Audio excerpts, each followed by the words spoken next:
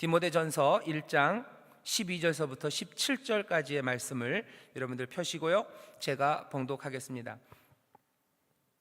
나를 능하게 하신 그리스도 예수 우리 주께 내가 감사함은 나를 충성되이 여겨 내게 직분을 맡기심이니 내가 전에는 회방자요 핍박자요 포행자였으나 도리어 긍휼을 입은 것은 내가 믿지 아니할 때에 알지 못하고 행하였음이라. 우리 주의 은혜가 그리스도 예수 안에 있는 믿음과 사랑과 함께 넘치도록 풍성하였도다. 미쁘다 이 모든 사람이 받을 만한 이 말이여, 그리스도 예수께서 죄인을 구원하시려고 세상에 임하셨다 하였도다. 죄인 중에 내가 괴순이라. 그러나 내가 긍휼을 입은 까닭은 예수 그리스도께서 내게 먼저 1절 오래 참음을 보이사 후에 주를 믿어 영생 얻는 자들에게 본이 되게 하려 하심이니라. 만세의 왕 곧 썩지 아니하고 보이지 아니하고 홀로 하나이신 하나님께 존귀와 영광이 세세토록 있을지어다. 아멘. 아멘. 오늘 말씀은 본문 말씀이 읽은 디모데전서 1장 12절 17절 말씀이고요, 설교의 제목은 내 삶을 뭐라고 설명하십니까가 설교의 제목입니다. 내 삶을 도대체 여러분들은 뭐라고 설명하십니까? 내 삶에 대해서 여러분들은 뭐라고 이야기하십니까? 여러분들은 사람들 앞에 내 삶을 간증할 때 뭐라고 간증하실 거고 또 간증하고 계십니까? 라는 질문이 오늘 설교의 제목입니다. 지난주에 저녁 예배, 하모니 가족 찬양 예배 오신 분들은 지난주 설교를 기억하실 겁니다. 기억하시기를 바랍니다. 지난주에 바른 교훈에 대해서 말씀드렸어요. 바른 교훈이 뭘까? 그건 믿음이랑 연관되어 있다고 말씀드렸어요. 믿음이에요. 뭔가 뭘 어떻게 사람들을 끌어들이기 위해서 복잡한 거 연구하고 그러는 거 아니에요. 훨씬 더 단순합니다. 믿음이라는 바른 교훈이 있다고 말씀을 드렸습니다. 오늘 본문에서 바울은 그 바른 교훈이 뭔지, 믿음이 뭔지를 설명해요. 믿음의 말, 붙잡아야 되는 게 뭔지를 설명하는데, 그 붙잡아야 되는 말은 아주 단순하게 오늘 본문에 표현됐어요. 세상 것과 달라지는 바른 교훈이에요. 성경을 읽으면서 굉장히 복잡한 것들 연구할 수 있습니다. 지난 본문에 나온 것처럼 신화와 족보와 복잡한 계산할 수 있고요. 이것저것 따지고 족보 따지고 얼마나 이게 신적으로 연결되어 있고 이게 얼마나 오래된 종교고 이런 것들 연구할 수 있어요. 하지만 그런 것보다는 더 중요한 아주 단순한 것이 있다고 그랬는데, 오늘 그 말씀이 소개됩니다. 15절에 있는 아주 단순한 말씀이에요. 한글로도 짧습니다. 그 내용은 이거 하나예요. 그리스도 예수께서 어떻게 해요? 죄인을 구원하시려고 세상에 임하셨다라는 그 말입니다. 바른 교훈이 뭐냐? 믿음의 말이 뭐냐? 우리가 어쩌면 성경을 읽으면서 붙잡아야 되는 게 뭐냐? 그냥 그 말 하나예요. 그리스도 예수께서 죄인을 구원하시려고 세상에 임하셨다라는 교훈입니다. 바울은 그 말이래요. 미쁘다 모든 사람이 받을 만한 이 말이요. 이 말이 미쁜 말이에요. 아주 믿음의 말입니다. 이 말은 어떤 말이에요? 모든 사람이 받을 만한 말이에요. 모든 사람들이 받아들일 가치가 있는 말이에요. 그리고 그래서 모든 사람이 받아들여야 하는 말, 그 믿음의 말, 미쁨의 말, 그것은 그리스도 예수께서 죄인을 위하여 세상에 임하셨다라는 아주 단순한, 어쩌면 슬로건 같은 그 말 하나입니다. 여러분들 금방 외우실 수 있어요. 뭐예요? 그리스도 예수께서 죄인을 위하여 세상에 임하셨어요. 바울이 생각할 때는 그거예요. 믿음, 우리의 믿음이 복잡하게 설명할 수 있어요. 어쩌면 그 말 가지고 사람들이 시비 걸 수 있습니다. 믿음에 대해서, 바른 교훈에 대해서 그거 너무 단순한 거 아닙니까? 이거 너무너무 단순해서 분석할 것도 없어요. 너무 단순하기 때문에 불충분한 거 아닙니까? 뭔가 바른 교훈에 대해서, 믿음의 말에 대해서 더 좀 설명이 있어야 되는 거 아닙니까? 라고 물을 수 있습니다. 이 질문, 합당한 질문이에요. 뭔가 좀 더 보충돼야 되는 게 맞아요. 불충분한 건 맞습니다. 신학적으로 뭔가 좀 더 설명이 많이 있어야 되는 것 분명해요. 하지만 우리에게 단순한 말이 필요합니다. 단순한 말이 필요해요.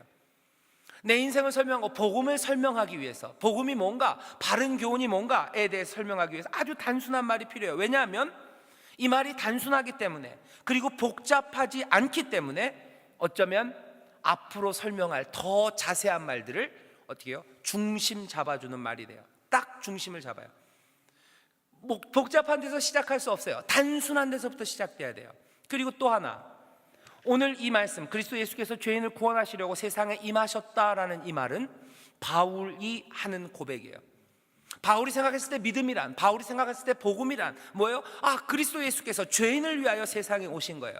왜 그렇게 얘기할까요? 여러분들, 이 말씀이 몽땅 다 평면은 아닙니다. 이 얘기는 뭐냐면, 복음서들이나 다른 서신서를 보면요, 바른 교훈 내지는 복음을 설명하는 게 조금씩 달라요. 마태복음을 보면 예수님에 대해서 뭐라고 설명하시냐면요, 그 백성을 구원하러, 그렇죠? 백성, 무슨 나라 이런 개념이 있는 거예요. 그 백성을 구원하실 자예요. 임마누엘이라고 설명합니다. 복음은 뭐예요? 그 백성을 구원하세요. 임마누엘이에요. 그게 복음이라고 얘기해요. 요한복음에서는 우리가 잘 아는 요한복음 3장 16절에서 뭐라고 그러죠? 하나님이 세상을 이처럼 사랑하사 독생자를 주셨어요. 그래서 이를 누구든지 저를 믿는 자마다 구원을 얻는데요. 맞는 말입니다. 하지만 바울이 여기서 하는 말이랑은 조금 달라요. 거긴 어떤 말이 없어요? 죄인이라는 말은 없어요. 요한복음 3장 16절 잘 보세요. 죄인이란 말 있나요? 없어요. 하나님이 세상을 이처럼 사랑하사 독생자를 주셨어요. 누구든지 저를 믿는 자마다 구원을 얻는데요. 복음입니까? 예, 맞아요. 여기가 이게 믿음의 말입니까? 맞아요. 바른 교훈입니까? 맞아요. 하지만 이거는 요한이 봤을 때 어쩌면 우리에게 다른 각도로 설명해요. 바울은 복음을 보면서요, 적어도 이 디모데 전서에서 뭐라고 생각하냐면요, 그리스도 예수께서 죄인을 구하시려고 세상에 임하셨다라고 표현해요. 왜입니까? 바울이 자기 마음속에 있는 깊은 자기의 인생에 대한 설명 때문에 그래요. 바울은 자기가 죄인이라는 것을 아주 깊이 느끼는 사람입니다. 베드로나 아니면 야고보나 다른 사도들이랑은 좀 달라요. 어쩌면 베드로도 자기가 죄인이라고 물으면 그럴 거라고 대답할 겁니다. 하지만 바울처럼 자기가 죄인임이 그렇게 깊이 그리고 늘 생각 앞에 나와 있지는 않습니다. 왜 그런지 우리가 알아요. 바울이 왜 그렇게 얘기하는 줄 압니다. 오늘 본문에서도 얘기해요. 13절에 내가 전에는 회방자요, 내가 핍박자요, 포행자이었으나 라고 얘기해요. 내가 전에는 회방했던 사람이래요. 하나님을 욕한 사람이에요. 예수 그리스도를 욕했던 사람이에요. 거기에 대해서 반대되는 말 했던 사람들이에요. 믿음의 사람들을 자기가 핍박한 거 자기가 알아요. 자기가 포행자, 아주 악랄하게 폭력을 써서 사람들 잡아들였던 그 사람인 걸 바울이 압니다. 바울이 그렇다고 해서 무슨 나쁜 짓, 무슨 범죄했던 건 아니에요. 하지만 자기가 자기를 봤을 때 늘 마음의 아픔이에요. 내가 예수를 부인했던 사람이에요. 내가 예수 믿는 사람들 잡아들이던 사람이에요. 내가 폭력으로 그 일을 했던 사람이에요. 그러면서 자기가 살았던 양심에 꺼리 꼈던 모든 것들, 자기는 자기의 삶을 뭐라고 생각하는 거예요? 뭐라고 자기를 표현합니까? 내 삶은 죄인의 삶이었다고 바울이 얘기해요. 다시 다른 사도들도 물론 죄인인 걸 알 겁니다. 죄인이라고 물으면 대답할 거예요. 하지만 바울처럼 그렇지 않아요. 바울은 자기의 삶이 자기가 죄인임을 어쩌면 처절하게 생각해야 됐던 사람이에요. 그래서 바울에게 복음이라는 건 다른 거 아니에요. 그리스도 예수께서 누구를 구원하시려고? 죄인을 구원하시려고 라고 얘기하는 거예요. 죄인을 구원하시려고. 누구 같은, 나 같은 죄인을 구원하시려고 세상에 임하셨다고 바울은 고백하는 겁니다. 바른 교훈은 그거래요. 자기가 믿는 믿음의 고백입니다. 바울은 오늘 여기 본문에서 지금 하고 있는 일이 뭐냐면 진리를 자기의 삶을 통해서 고백하고 있어요. 하나님이 하시는 놀라운 은혜예요. 예수 그리스도께서 우리에게 보여주신 놀라운 구원의 사건입니다. 그 사건을 여러 가지로 표현할 수 있어요. 하지만 그 표현이 어떻게 나와 있어요? 그리스도 예수께서 죄인을 위하여 이 땅에 임하셨다고 하는 고백은 뭘 통해서요? 이 바울이라는 사람의 삶을 통해서 그 고백이 나온 겁니다. 예수님이 오셨어요. 예, 맞아요. 그런데 그 삶에 그 사건이 어떻게 내 입술로 고백되는지 물어보셔야 됩니다. 여러분들은 뭐라고 이 바른 교훈을, 믿음의 말을, 모든 사람들이 받을 가치가 있다고 생각하는 고백을 어떻게 하십니까? 이 고백이 꼭 내가 아주 창조적으로 여태까지 했던 아무도 하지 못했던 새로운 고백이 될 필요는 없어요. 하지만 적어도 신중하게 내 삶을 흘러서, 내 삶을 통과해서 나오는 고백이어야만 합니다. 남의 하는 말을 그냥 얘기할 수 없어요. 예수님은 그리스도십니다. 그거 가지고 안 된다는, 그거 갖고 되겠죠. 하지만 여기 바울이 얘기하는 것처럼 많은 사람들의 본이 되고 또 바른 교훈으로 증거할 만한, 어쩌면 그런 가치 있는, 더 아름답고 더 멋있는 고백에서는 모자랍니다.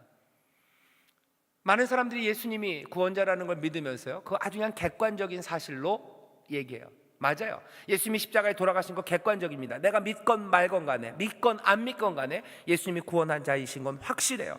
하지만 예수님이 구원자라는 그 객관적인 사실이 내 삶을 통과했을 때는 뭐가 되는 거예요?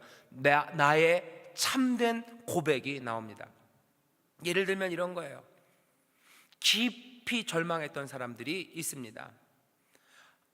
아주 어두운 밤을 지난 사람들이 있어요. 정말로 눈앞이 캄캄한 게 뭔지 절감했던 사람들이 있어요. 그런 사람들은 뭐라고 고백하겠습니까? 예수 그리스도는 내 삶에 빛을 주시는 분이라고 얘기할 거예요. 내 삶을 밝히는 분이라고, 내 눈을 뜨게 하시는 분이라고 고백할 겁니다. 모든 어둠에 있는 자들을 일으키시는 분이라고 얘기할 거예요. 왜? 자기는 그렇게 알아요. 자기는 알아요. 예수가 구원자 맞습니다. 그 고백, 지금 여전히 내 삶을 다 지나고서도 예수님은 나의 구원자라고 고백할 수 있어요. 하지만 제가 오늘 여러분들에게 묻는 것은 이 나의 고백이 객관적인 데서 그냥 온 건지 아니면 내 삶을 지나온 건지 묻고 싶은 겁니다.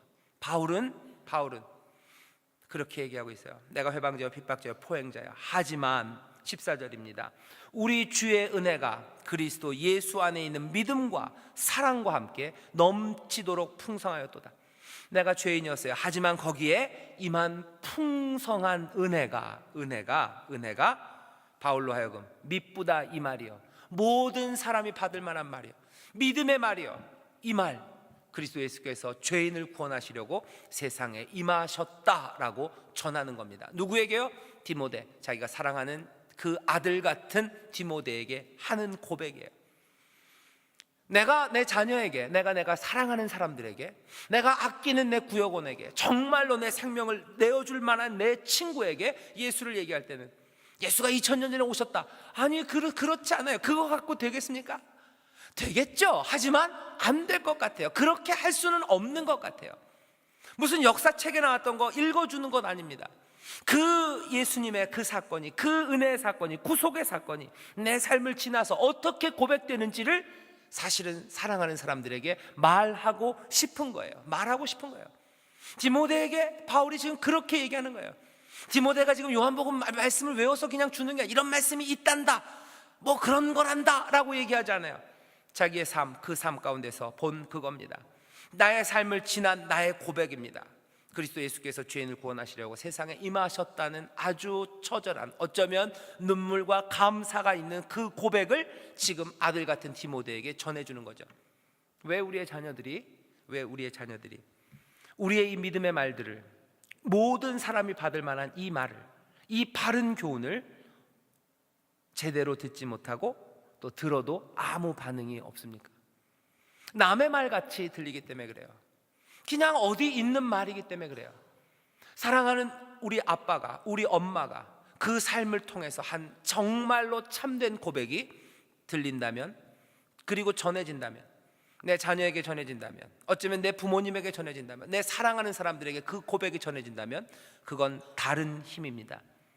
받을 만한 말이 될 거예요. 받을 수 있어요. 많이 아팠던 사람들이 있어요. 삶이 깨져버렸던 사람이 있어요. 그 깨져버린 삶, 그 삶 가운데 14절처럼 우리 주의 은혜가 그리스도 예수 안에 있는 믿음과 사랑과 함께 넘치도록 풍성했던 그 나의 삶이라면 나는 다르게 고백할 겁니다. 다르게 고백할 거예요. 그리스도 예수께서 내 삶을 어떻게 하셨는지, 나처럼 그렇게 깨어진 삶을 그리스도께서 어떻게 하나로 온전하게 하셨는지 고백하게 될 거예요. 그 고백이 진리와 멀어집니까? 아니요. 그 고백 여전히 진리예요. 그 고백 여전히 복음입니다. 그 고백 여전히 바른 교훈이에요. 하지만 그 능력은 훨씬 달라요. 바울이 자기의 삶을 그렇게 얘기하죠. 난 죄인이었습니다. 나는 뭐예요? 풍성한 은혜가 죄인인 나에게 임했습니다. 디모데에게 얘기하는 거예요. 그리고 또 뭘 얘기합니까? 거기서 멈추지 않아요. 그런 큰 긍휼을 입은 까닭은 16절입니다. 그러나 내가 긍휼을 입은 까닭은 예수 그리스도께서 내게 먼저 1절 오래 참으심을 보이사, 죄인이기 때문에 얘기할 수 있어요. 자기가 죄인이었다고 생각했기 때문에 오래 참으신다는 얘기가 구구절절합니다. 절절한 얘기예요. 내가 죄인이었는데 하나님이 나를 참으셨어요. 어쩌면 비참한 삶이었다면 여기 참는다는 말 대신에 무슨 말을 넣을까요? 비참한 삶을 하나님이 어떻게 하셨어요? 나를 불쌍히 여기사라고 바뀌었을 거예요. 그리스도 예수께서 깨어진 삶을 불쌍히 여기사 이 땅에 우리를 구원하러 오셨다고 얘기할 수 있는 것은 아마 많이 깨어진 사람들일 겁니다. 바울은 자기가 죄인이라고 생각한 게 어쩌면 제일 큰 자기에 대한 설명이었어요. 그래서 오래 참으심을 얘기합니다. 오래 참으심을 보이사 결국은 어떻게 해요? 후에 주를 믿어 영생 얻는 자에게 본이 되게 하려 하심이니라 라고 말해요. 내 삶은 나를 구원한 데서 끝이 아니라는 걸 바울은 알아요. 여기서 끝이 아니에요. 나를 이제 부르셨어요. 12절입니다. 나를 능하게 하신 그리스도 예수 우리 주께 내가 감사하면 나를 충성되게 여겨 내게 직분을 맡기심이니 나에게 사명이 있어요. 내가 살아갈 길이 있어요. 그건 뭡니까? 내가 본이 되게 하는 게 그냥 내 삶인 것 같대요. 내가 뭔가 굉장한 걸 얻는 거 아니에요. 내 영광을 위한 게 아니에요. 그냥 영광을 얻으신다면 17절에 나온 것처럼 하나님이 영광을 받으실 거예요. 내 삶은 그냥 나중에 믿는 사람들의 본이 되기를 그 사람들이 내 삶을 보기를 나는 원한대요. 그리고 하나님이 나를 그렇게 부르셨다고, 그리스도 예수께서 나를 그렇게 부르셨다고 바울은 자기의 인생을 설명합니다. 죄인이었던 나를 은혜로 나를 구원하시고, 나를 어쩌면 나처럼 죄인이었던 사람이 어찌 다시 은혜 가운데 살 수 있는지에 본이 되게 하셨다. 그게 내 삶이다 라고 지금 설명을 하죠.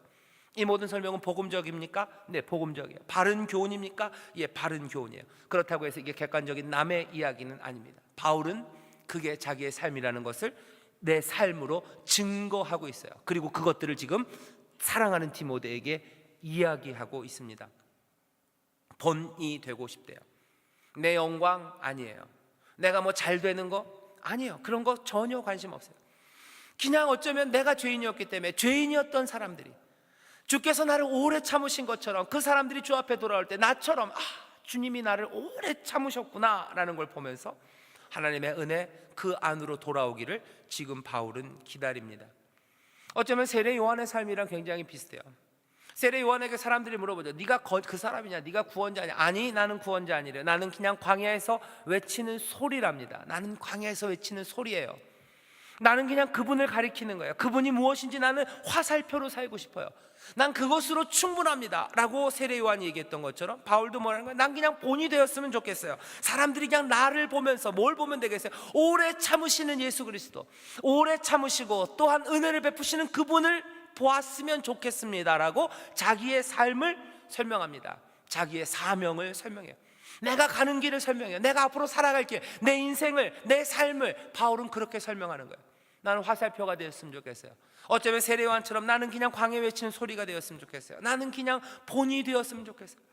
죄인을 사랑하시고 오래 참으시는 예수 그리스도 그 은혜, 그것들을 보여주는 본이 되었으면 좋겠어요. 그 은혜로 다시 하나님께로 돌아가는 삶이 무엇인지를 보여주는 그 본이 되었으면 좋겠고, 나를 그렇게 본이 되게 하셨다고 바울이 얘기해요. 바울은 자기의 삶을 그렇게 설명합니다. 그러고는 어떻게 해요? 마지막에 만세의 왕.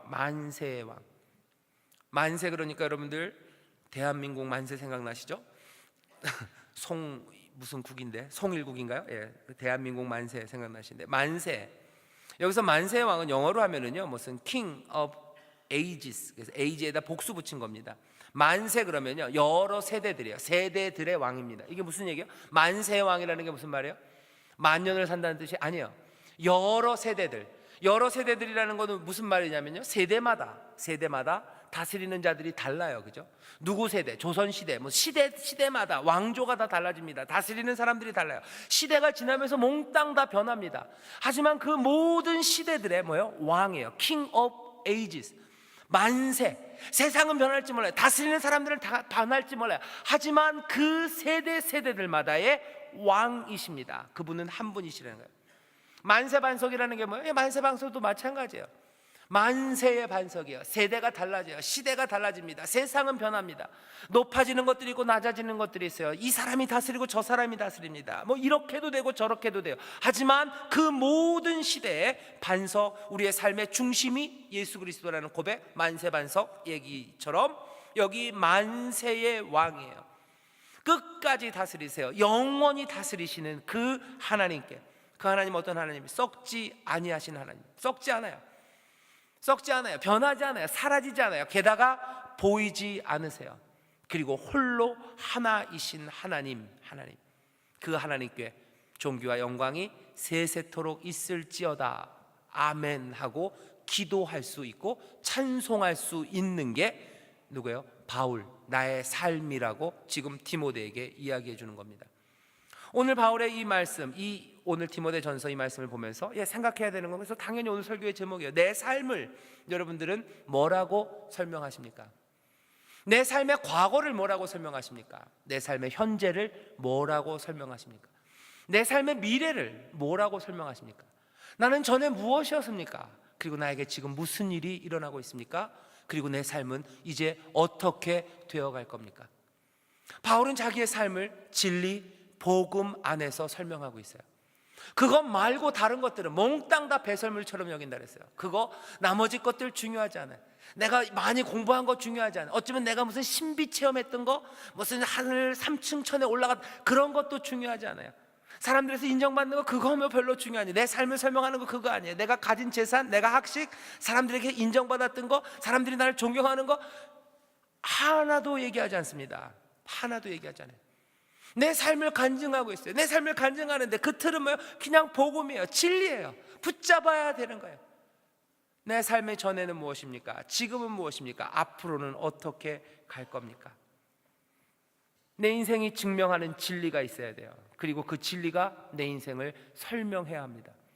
내가 주 앞에 붙잡힌 바 되고 또 주가 내 안에 있다는 것, 내가 주를 위해 산다는 것, 또 주가 나를 위해 역사하시고 나를 구원하시고 또 나를 다스리신다는 그 놀라운 진리가 내 삶을 설명하고 또 내 삶이 그 진리를 어떻게 해야 돼요? 증거해야 합니다. 내 삶이 증거해야 돼요.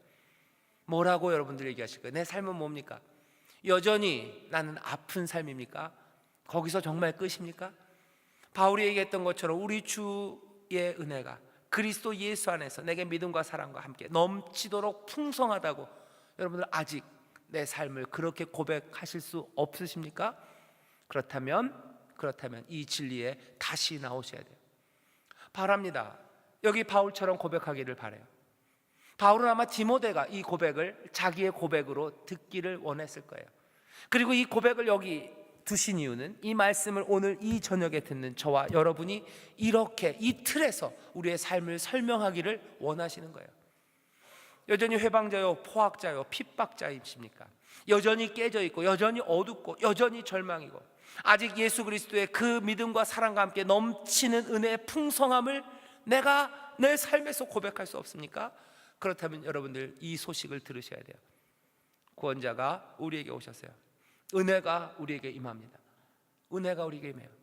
그 길은 열려 있어요. 오라고, 영접하라고 그러시고, 영접하는 자 곧 그 이름을 믿는 자에게는 하나님의 자녀가 되는 권세를 주신대요. 우리의 공로가 아닙니다. 하늘로부터 하나님이 우리를 불쌍히 여기시고 긍휼히 여기셔서 그 모든 은총을 우리에게 쏟아 부으시면서 우리의 삶을 바꾸려고 하세요. 눈먼 자 다시 보게 하시려요. 갇힌 자 다시 풀어놓으십니다. 치료하기 원하세요. 고치시기 원하세요. 다시 소망으로 일으키길 원하시면서 우리에게 쏟아부어. 어떻게 받습니까? 영접함으로 받아요. 믿음으로 받는 거예요. 오늘 바울은 뭐래요? 그리스도 예수께서 죄인을 구원하시려고 세상에 어떻게 임하셨어요. 은혜가 임합니다. 죄인을 구원하려고 하면서요. 병든 사람 치료하려고 임하세요. 절망에 빠진 사람, 어둠에 있는 사람 건져내고 빛을 주시기 위해서 뭐예요? 임하셨어요.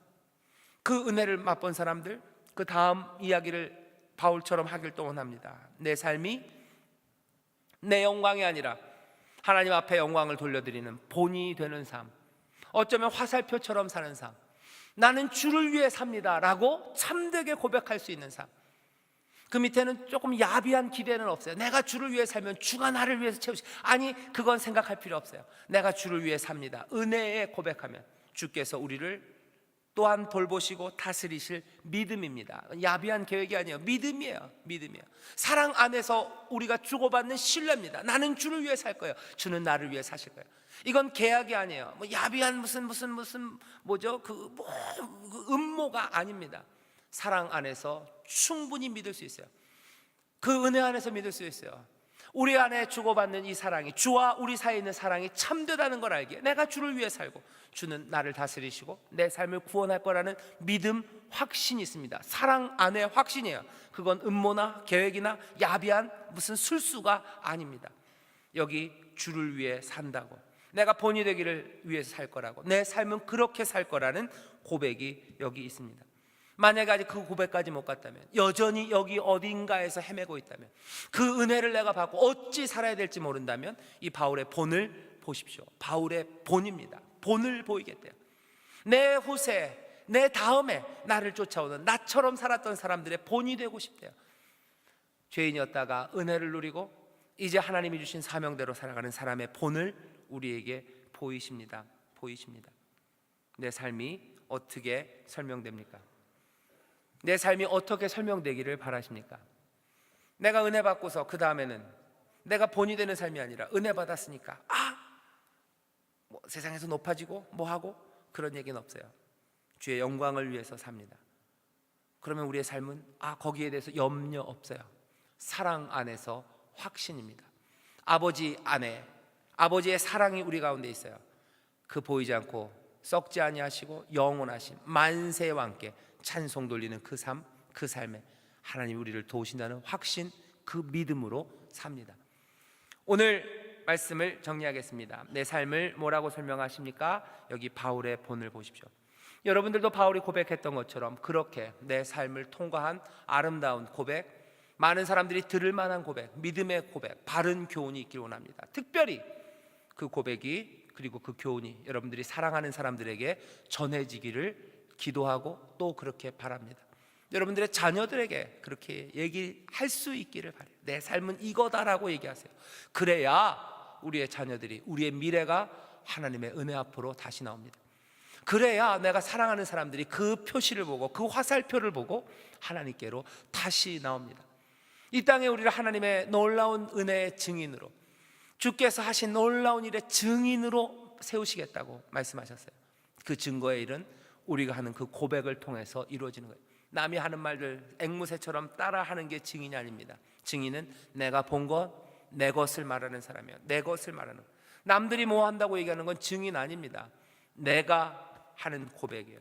내 아픔에 대한 고백이에요. 나에게 임한 하나님의 은혜의 고백입니다. 나를 부르시고 또한 나를 일하게 하시는 그 하나님, 그 하나님에 대한 찬송의 나의 고백이 이 땅에서 하는 우리의 증언, 그리고 증거가 될 줄 믿습니다. 그렇게 증거하는 우리들은 복된 사람들이고, 그렇게 증거하는 여러분들을 이 땅에 두신 하나님은 영광을 받으실 것이고, 그렇게 증거하는 사람들을 함께 가진 이 땅이 복을 누리게 될 줄 믿습니다. 기도하겠습니다. 하나님이 바꿔놓으신 삶이 이 땅을 밝힐 것을 믿습니다. 하나님이 변화시켜 놓으신 생명이 또한 생명을 만들어내고 살리게 될 것을 믿습니다. 하나님이시여, 예수 그리스도를 통하여 행하신 놀라운 일이 이렇게 들불처럼 번져나가고, 믿음이 또한 하나님의 나라가 왕성하여지며 번성되어지는 것, 참된 고백들을 통하여 또한 하나님 앞에 삶을 온전히 살아가는 자들의 증언들을 통하여 일이 되는 줄 믿습니다. 더디 가는 것 같을지라도 아버지 하나님, 하나님의 놀라우신 계획이 하나하나 이루어지는 줄 믿사오니, 만세의 왕에게, 썩지 아니하고 보이지 아니하시고 홀로 계신 하나님께 존귀와 영광이 세세토록 있는 놀라운 찬송이 우리 가운데 있을 줄 믿사오니, 하나님의 자녀들 그리 사용하여 주시옵소서. 그리 은혜를 내려주시며 그리 살도록 인도하여 주시옵소서. 감사드리며 예수님 이름으로 기도하옵나이다. 아멘.